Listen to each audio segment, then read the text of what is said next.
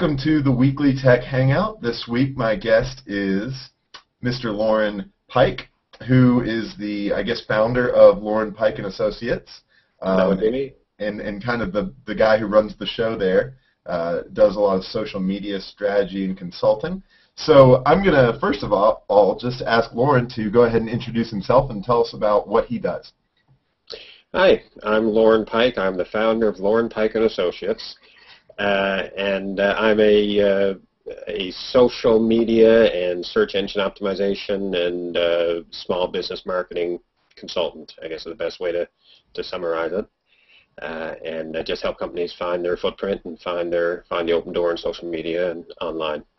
So what is your original training and background in before the internet? Actually used to, years ago, back, over 20 years ago now, that's amazing, but used to work in a television station and kind of a community TV station. Used to do a lot of work with community groups, helping them find their voice and figure out what their messaging was. And just had a lot of them talk to me and kind of say, gee, how do you get good at this? You know, you know what you're doing more than most people we talk to.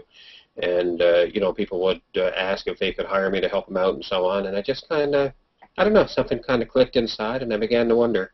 So it just kind of took shape over the years, and eventually got to the point where I thought, no, I'd like to try this on my own. Yeah. So I headed out the door, and I've kind of changed directions about 10 times since the 80s, because the Internet wasn't really big in '89. Right. But, yeah. Well, that's what the next question I wanted to ask you, as a guy who's seen the transition from no Internet to lots of Internet. At what point did you kind of hear about, and notice the Internet and say, this is a great tool for branding and marketing? Well, it's a great question, Carl. It's funny because we almost forget what it was like to research before the Internet, because I'm thinking back, how did I hear about it when there was no computer to hear it from? I probably read it in a newspaper or something, I don't remember. But I remember hearing about this company called CompuServe. And this was, I'm guessing, 93. And it might have been 92, 94, but some early 90s.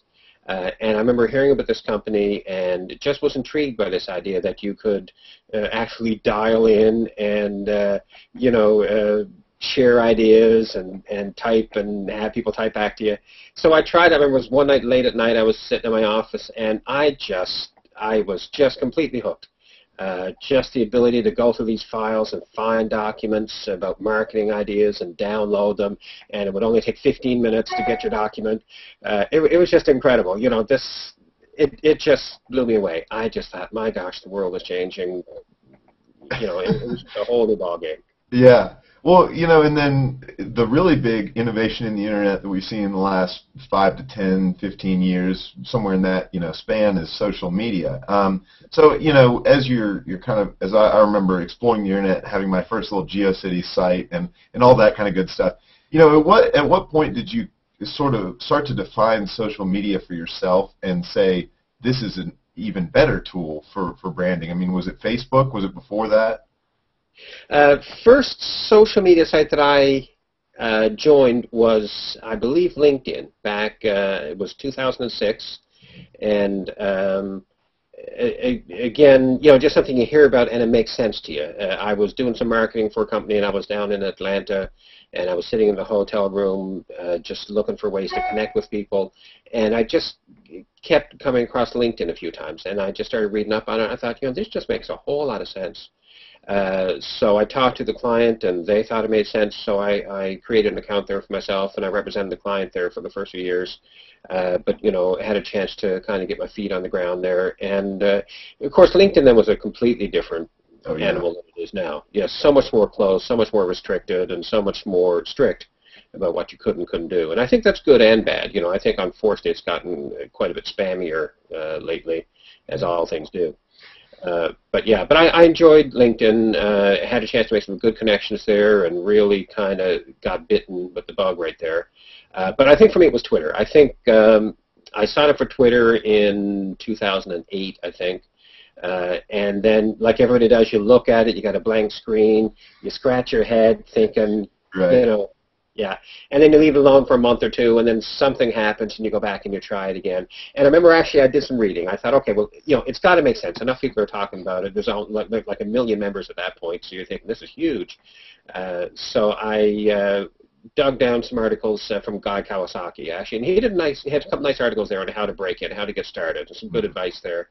And I tried it, and it didn't take long. I'd say within a few hours of starting to play with it, you start to put the dots together, and you think, wow, yeah, this, you got that moment again, like I had with CompuServe, where your mind starts to run, and you think, this is, a new ball game here. Yeah. Right, definitely. Yeah. I still love Twitter. I think Twitter's fabulous. Yeah, I think I kind of did the same thing with Twitter. I started out and I was like, I don't get this. I'm not going to use this. I don't know anybody here. And then next thing you know, like a few months later, I'm meeting new clients and like meeting new people in town. I was like, this is awesome. So anyway, it's funny you mentioned Guy Kawasaki. So this ties right into where I was going next, which is entrepreneurship. And first of all, I assume you've read a lot of, or quite a bit of Guy's stuff around the time. What's your favorite of his books or works? That's a good question. I get bits of. I tend to be a little bit attention deficit disorder, I think, in the way how I read a lot of things and then jump from one to another. I actually haven't read Enchantment yet. I heard it's quite good. I haven't had a chance to read that yet, but I'm hoping to get into it soon. Gosh, one of his earlier books I really got hooked on. I just remember the vision he had in one of his, it might even been his first book. I don't recall the name now. But this was back around that time, back maybe mid to late 90s. Yeah. But I just liked his story and his way of seeing things. And, of course, everything that had Apple was just fabulous. Yeah. Yeah. I've always been a big fan of The Art of the Start. I think that's the only one of his I've read completely. Like you said, I kind of jump around too, and yeah.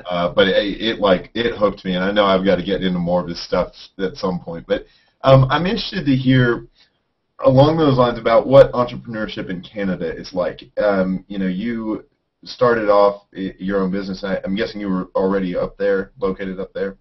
Yeah, this is my home. I'm living about 5 blocks away from where I grew up as a kid, and that's kind of the Newfoundland way. We tend traditionally to be much more settled than a lot of places. So yeah, my brothers. I've got 6 brothers and sisters, and half of them live within a 5-minute drive of me, and we tend to stay very close to home here. What is? I'm curious to know if entrepreneurship in Canada is. Have you run into any problems that are kind of unique to the country or the area you live in, or are there any? Is it different in any way that you perceive? That's a great question. And actually, a lot of people ask me that when we're in the States. People will often ask me, what's happening in Canada or how's it different than the U.S.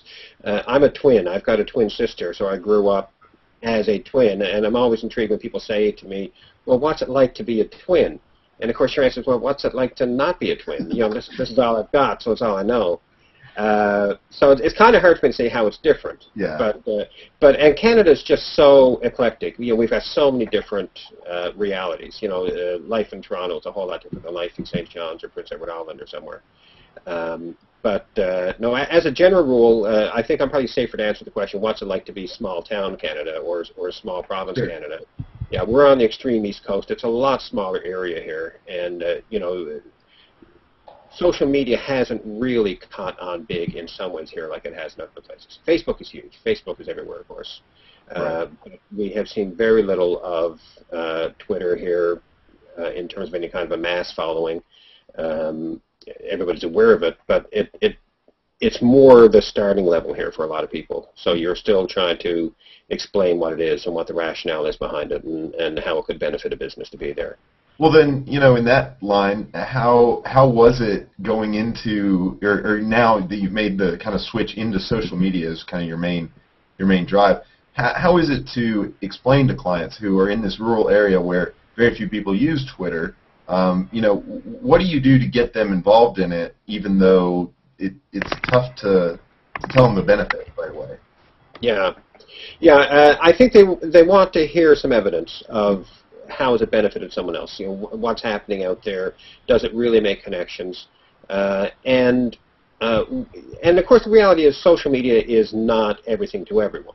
There are some companies where it actually may not be as beneficial as some other things we're doing. But I think a lot fewer than a lot of people realize. Because that's kind of the first thing some people say is, well, social media is not really for us. But I think even companies in small areas, companies that have never really considered social media, still can derive a whole lot of benefit from them that they've just never considered. I mean, there's no reason to think that they're always doomed to serve a very small market. You know, there are huge opportunities that social media would open up to start exporting or mail or, you know, online delivery or whatever the case would be, that I'm sure a lot of companies have never ever considered. Yeah. It takes the dream of export from being this very distant image that you've heard the big companies to do to something that I think virtually any company can do. So yeah, it's very much a leveling field. It's got tremendous potential to take small companies into a much bigger market.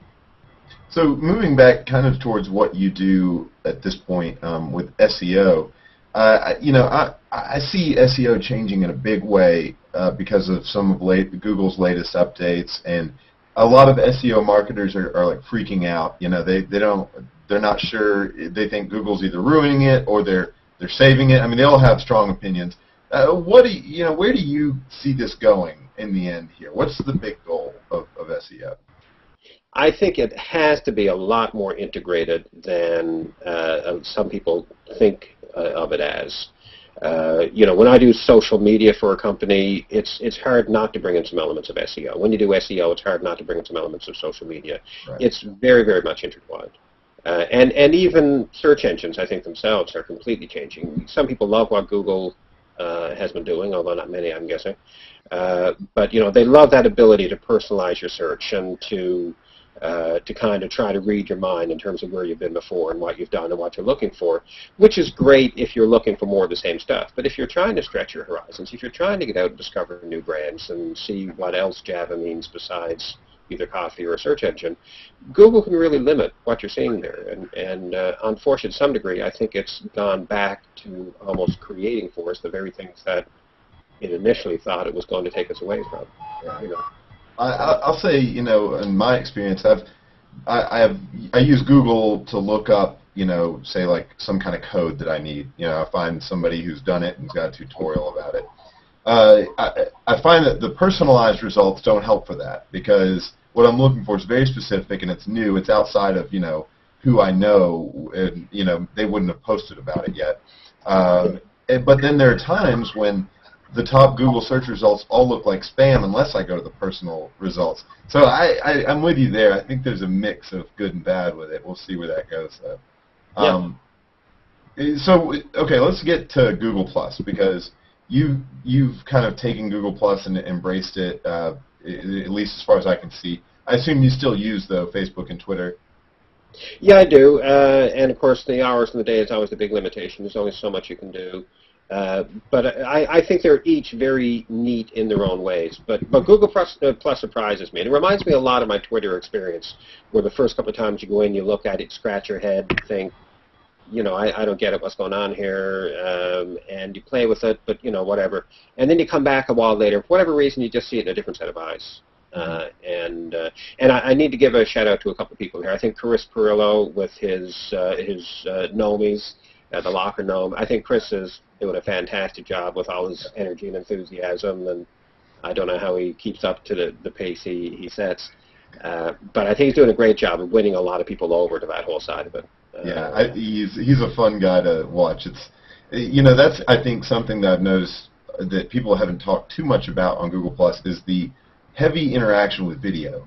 The big emphasis with video, and what that does for making people seem like real people that Twitter doesn't do. You know what I mean? How do you feel about that? Because Google Plus is so focused on big images and big video and hangouts.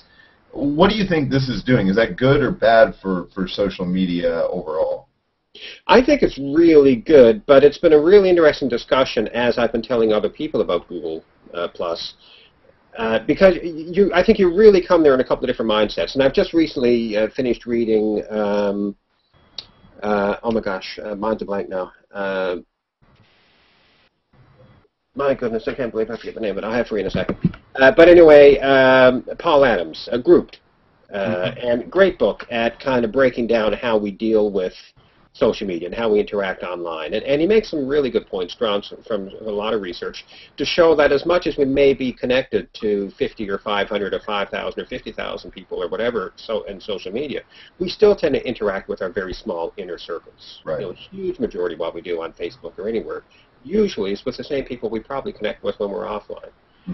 So as much as it opens up the world to us, we really are still fundamentally the same types of people with the same preferences for communicating that we had before we went online. And that's one of the things I found really coming to light when I talk to people about Google+. Because I've got a home office. I can get up in the morning, come down here with whatever I want on and sit here and work. And I don't have to shave for 4 days in a row if I don't want to, you know, unless I got a meeting outside with a client. Right. It's kind of my own style. But I found I shave more since I'm on Google+, because you don't know if someone will pop up on a hangout or something, you know. Yeah. And you're a little bit more aware that, you know, something might come up. And I find that intriguing. I like that. I like that ability to meet people more, to connect more. Yeah. But, you know, I mentioned to some people on Facebook, and they say, well, why would I want to do that? You know, I mean, why would I want to, you know, I didn't come online to meet new people and to be, you know, thrust into that situation. So I think it's very much a matter of what you're comfortable with. And I think really that's where, you know, Google+ won't overtake Facebook. Facebook won't wipe out Google+. In my mind, it's, you know, it's Pepsi and Coke. It's, you know, one of these things we've seen 1,000 different times. They're very, very distinct. They have tremendous appeal depending on what you're looking for. And I don't think someone who loves Facebook is inevitably going to be drawn over to Google+, unless they are looking for that more interactive, more open way of meeting new people and connecting. Right. Yeah, I think what you're saying there about meeting new people, that's been my biggest, you know, plus for Google+. The biggest thing I've noticed is I get to meet people and not only interact with them like through 140 characters like I did on Twitter, but in a face-to-face environment, you know, more or less. And along those lines with something we were talking about off of this hangout, we were talking about cross-posting from Google+ to Facebook. Is the same content appropriate? And, you know, to focus on what you would, let's kind of look at it from how you would tell a client rather than a person. Do you think, right for businesses to just post to one social network and do the same thing across the board, or maybe occasionally do that, or what are your opinions on that? As a general rule, I don't think it's a good strategy. I don't think it will achieve a whole lot for you. For one thing, you're fairly likely to have the same audiences on all of them. I've got a lot of Twitter friends who are also on Facebook and who now are also on Google+.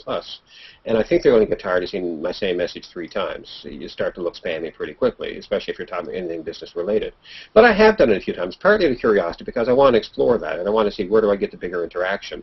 And I saw that you may have seen the same post today from Lee Smallwood comes to mind, but I don't think that's the right name. But someone who had tried it because of this recent article that said, you know, the typical Google+ user is on here for about 3 minutes a month. And then you also test him at the level of interaction you get on Google+. So he posted to Google+, put the same thing over to Facebook, got a much stronger reaction on Google+.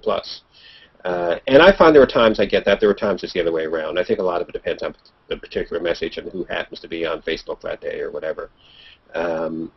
But no, I like that ability to pick and choose your messages based upon who you're dealing with.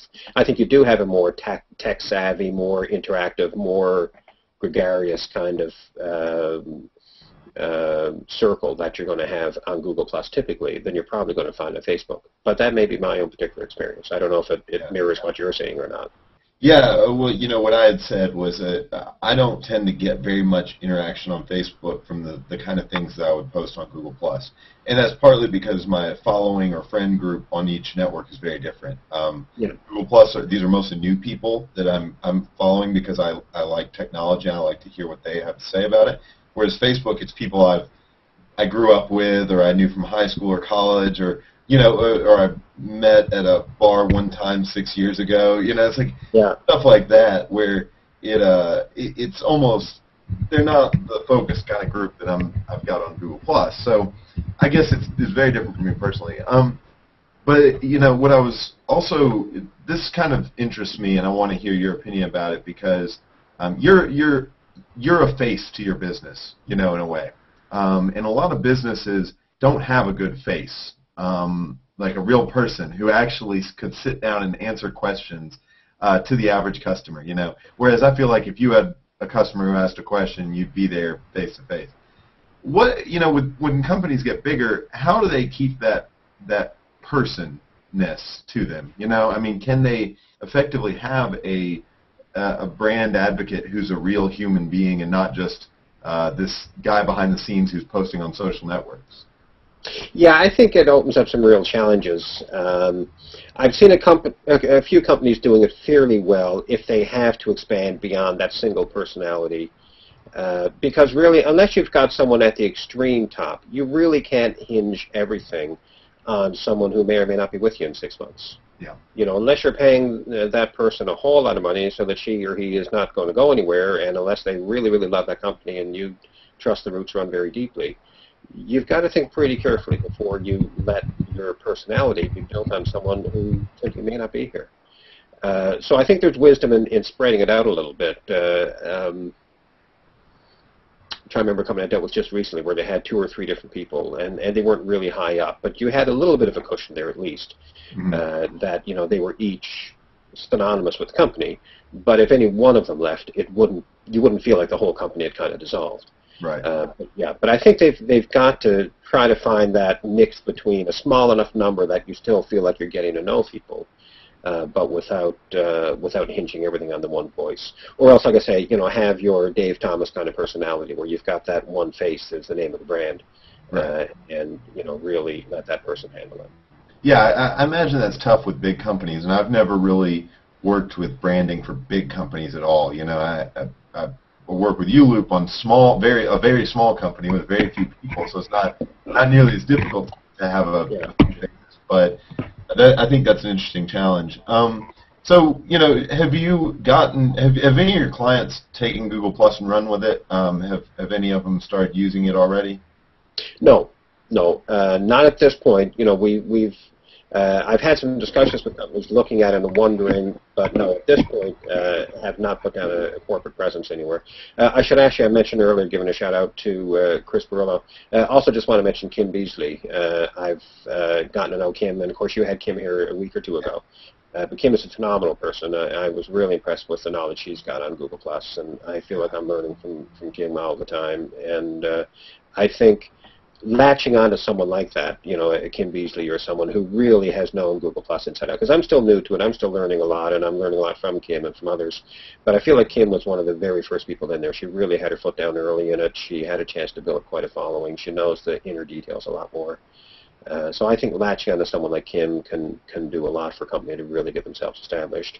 And I'm sure over time, you know, Chris Brogan's someone else who actually drew some heat for, you know, a kind of making some statements about, you know, being ready to show people how to use Google Plus when people were still saying, well, no one could possibly know how to use Google Plus yet. But Chris, I think, is on the ball. He's a very smart guy, and I think he does grasp things very, very quickly. Well, it does crack me up when people already have their ebooks they wrote about using Google Plus. I'm like, the platform is barely finished, and it's not really finished, you know. So whatever. I'll leave that to them. I'm not criticizing. I'm watching it pops up on the bottom of the screen here now in a second. Yeah, I'm skeptical of their credibility. I'll put it that way. That's my editorializing for today. So that's really all I had prepared as far as questions go. But Christian, do you have audio on your? It looks like you're on mobile. I do. Okay. Can you hear me? Yeah. Okay. Yeah, I can't prepare today. I am mobile, but I brought the laptop. Oh, okay, gotcha. Since the Google Plus guys haven't deemed enough of a priority to enable mobile on-air hangouts for Google Plus yet, which I found out the hard way last week. How are you, Christian? Good. How are you, Lorne? Well, good, thank you. Good to meet you. Pleasure is all mine. I'm a regular of Carl's in this hangout. Yeah, Christian is one of my, I guess if you've got an inner circle, if I have an inner circle of Google Plus people, he's in there. He has been a weekly hangout attendee for as long as I've done it, I think, and he's kind of one of my mentors in small business. So he runs a logistics company down in Atlanta.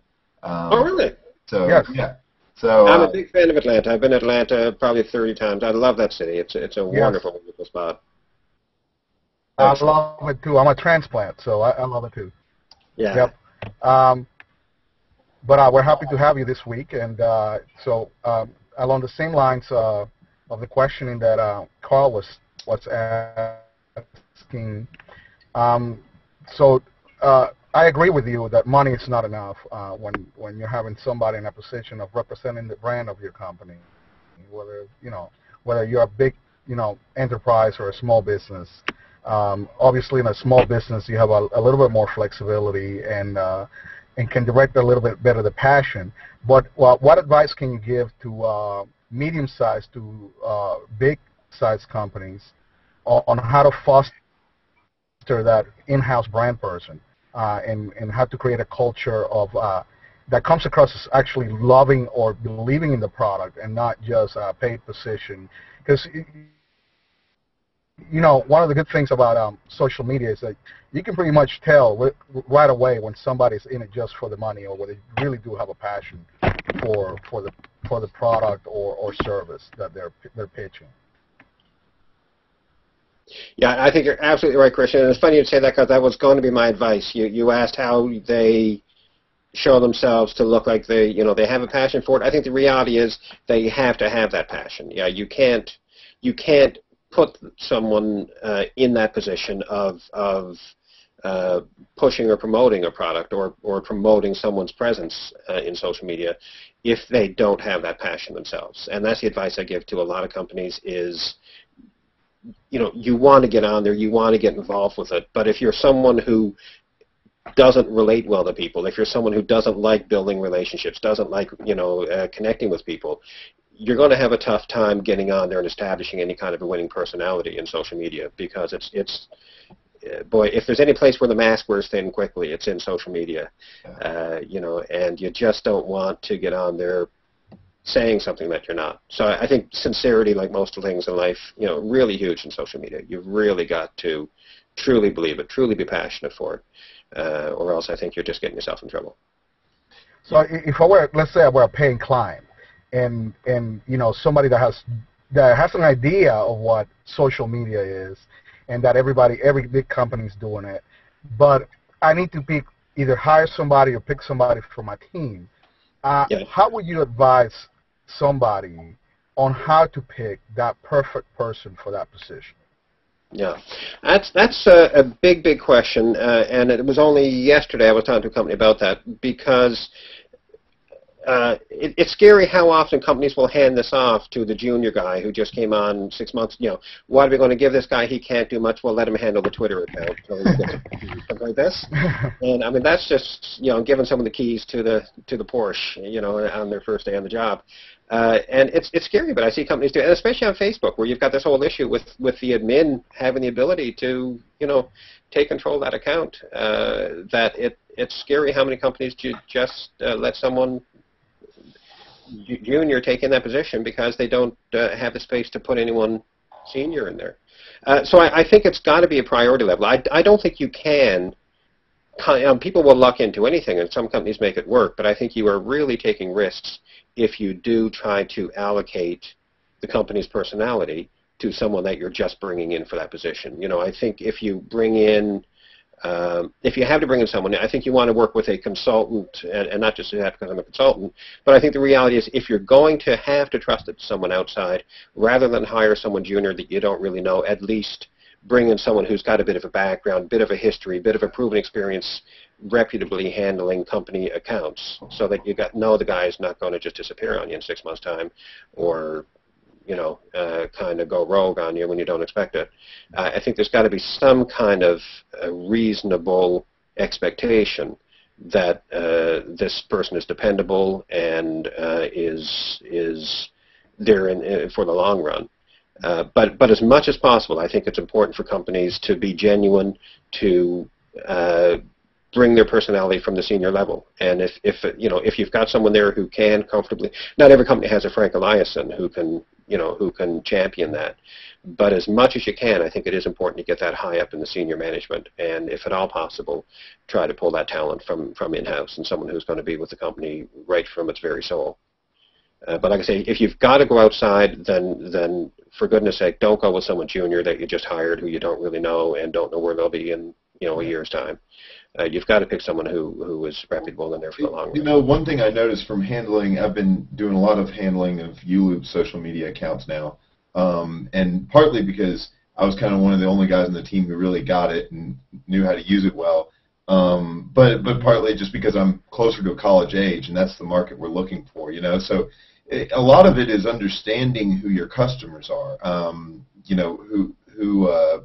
what they need, and then the other part that I notice is I get tons of questions about the errors that come up or the inner workings of it. So I agree with you there. Don't get somebody who just walked into the company and say, here, you're going to answer every customer support question that ever comes up, through social media, and you have to develop our brand without any, knowledge of how we work.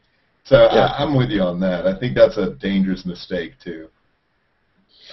Yeah, it's good. Sorry, go ahead, Christian. So basically your advice is to pretty much work with a consultant to kind of train somebody senior in the organization until they feel comfortable enough, until they think they have a grasp on what the social media strategy is going to be. I just wanted to clarify that. Yeah, I think that's a good summary. Okay. And as long as you've got someone who's fairly erudite, who can, represent themselves fairly well, and if they've managed to work themselves into a senior position in a company, there's a good chance there's someone there who can do that. Then I think the bigger challenge is just finding someone who's got the time to do it, because I still think a lot of companies have this idea that, okay, well, can you get us set up on Twitter and then we're all done, as opposed to recognizing this is your new way of life. Well, basically, I guess we have to recognize also if the company will be better served to have a social media presence and not just be a me too while we have a Twitter and follow us on Google+. I guess that will be the first determination to see if it's appropriate for that particular company or that particular service to have a. I guess if you're in the service industry, you would be better served having a social, presence. But once that's identified that it is appropriate, I guess if nobody in the organization has any experience with it, I guess a consultant will be appropriate in that instance. Yeah, and I think even if someone has the experience, a consultant can still come in and lend some direction, identify some strategic openings where they can start to develop their personality and their positioning.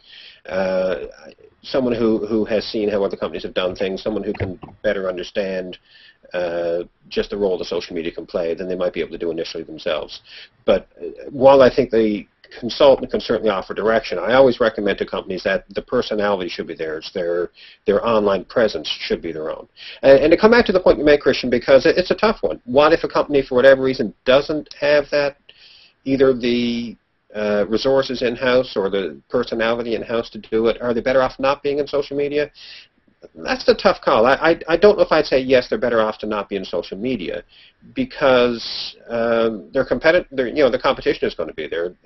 It is a huge place to be from a business strategy point of view, and I think virtually any company should be in social media at this point, barring the corner stores and the very, very tiny little companies that they just have no aspiration to rise above that. Well, I'll break in there and say that I think those small companies have to watch their social media presence for other reasons. Who's talking about going in and having a bad experience at their restaurant? That can kill a tiny place when, say, one of the most influential people in a small town, talks on Facebook about how this restaurant's not good. That can be bad. That can be real bad. And so maybe just at least being aware of what's out there is at the very least Yelp reviews or whatever, something like that. And I agree with you there. Sorry, Christian, go ahead. I agree with you there 100%, Carl, because I'm my logistics business. I do own a service-oriented store, and what really have helped us is those reviews that customers leave on their Google Places and Yelp.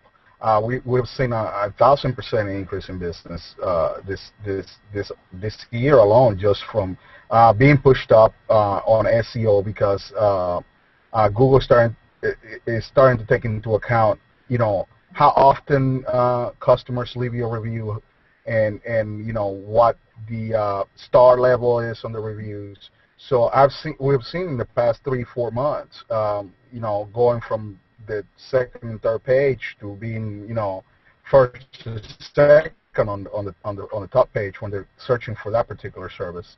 So I agree that those service type small businesses would benefit from being having a social media presence. Yeah. And cultivating, and fostering, whatever comments the customers leave on there. Yeah, no, I think absolutely.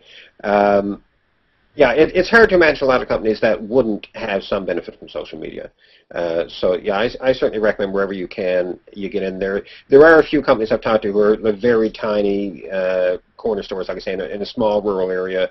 They're hoping to finish in a few years or whatever, and they're saying, well, should we be into it? I mean, in some extreme situations like that, if they've got limited resources, I have trouble recommending, you really need to be in social media. But I mean, we're talking such a tiny percentage of businesses.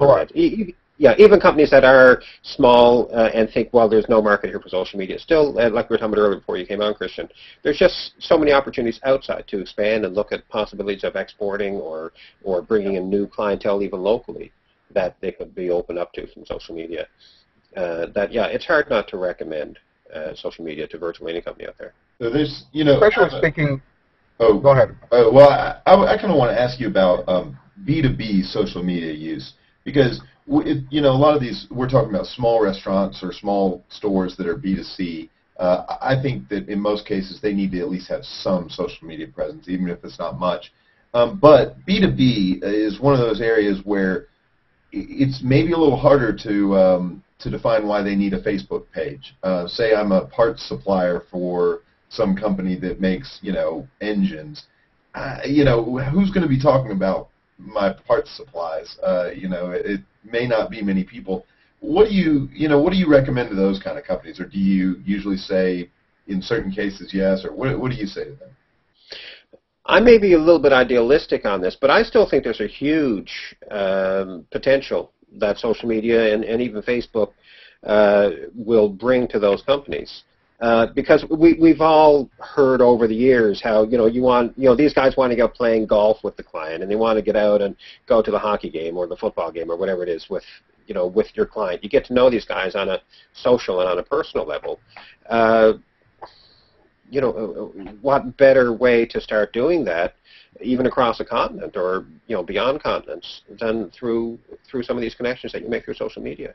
And it's incredible, the connections that you make, the ability to get to know people on a personal level, to have some heartfelt discussions about different things, and find you connected points you never dreamed in a million years that you'd both be,